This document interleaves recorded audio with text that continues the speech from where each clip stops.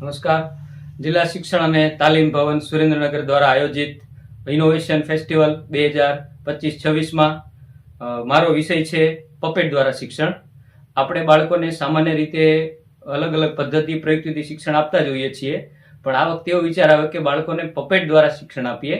આપણા ઘણા એકમો એવા છે કે જે માત્ર વિડીયો બતાવવા કે TLM બતાવવાથી ન કરી શકાય, એટલા માટે એવો બાળકોએ જ વિચાર આપ્યો કે આપણે કંઈક નવું કરીએ સર.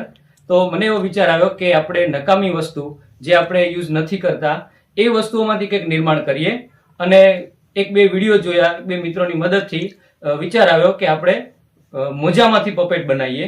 તો એમાંથી નકામા આપણા જે ફેંકી દઈએ છીએ એમાંથી મેં પપેટ નિર્માણ કર્યું અને બાળકોની મદદથી એને એક સરસ આકાર આપ્યો, અને બાળકોને સરળ રીતે કઈ રીતે શીખી શકાય તે માટે એક પપેટનું નિર્માણ કર્યું, જે હું બતાવું છું આપને. કે ઘણા એકમો એવા હોય છે કે જે આપણે નાટ્ય રૂપે બતાવવાના હોય છે. તો આપ જોઈ શકો છો એક કેરેક્ટર તૈયાર થઈ ગયું છે. આ નકામા મોજામાંથી બનાવેલું છે. કોઈ ડાયલોગ હોય તો બાળકો પોતાની રીતે બોલી શકે છે, વેલકમ વેલકમ, સ્વાગત છે તમારું. આ રીતે બાળકોને આપણે બતાવી શકીએ. એના સિવાય ઘણા બધા પપેટ આવે છે. હેન્ડ પપેટ છે, ગ્લોવ્સ પપેટ છે, સ્ટીક પપેટ છે. તો એમાંથી પણ એક મોજામાંથી બનાવેલું છે જે સાપનું કહી શકાય. હા, આ એક સાપ છે જે બાળકોને જોવાની ખૂબ જ મજા આવશે. આના સિવાય પણ એક પપેટ છે જે આપણે પેલા એકમ આવતો સિંહની દોસ્તી, હાલ સંસ્કૃતમાં આવે છે દરબાર માત્રાવાળા અને સિંહની દોસ્તી વાળો પાઠ.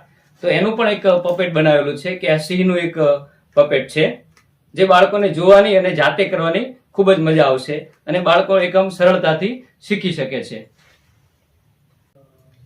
આ પ્રકારના પપેટ બનાવવાથી બાળકો જાતે જ કોઈ પણ નાટક હોય, કોઈ પણ પ્રયુક્તિ હોય, બાળકો જે પહેલા સ્ટેજ ઉપર જવાથી ડરતા હતા એ બાળકો હવે જાતે સ્ટેજ ઉપર જઈ અને પરફોર્મ કરે છે, અભિવ્યક્તિ કરે છે. કોઈ પણ જાતના સંકોચ વગર બાળકોને આ કરવાની ખૂબ જ મજા આવે છે. મને આનાથી બહુ સારું પરિણામ મળ્યું છે. તો આપ પણ દરેક શાળાની અંદર આ પપેટ બનાવી શકો અને બાળકોને લાભ આપી શકો છો.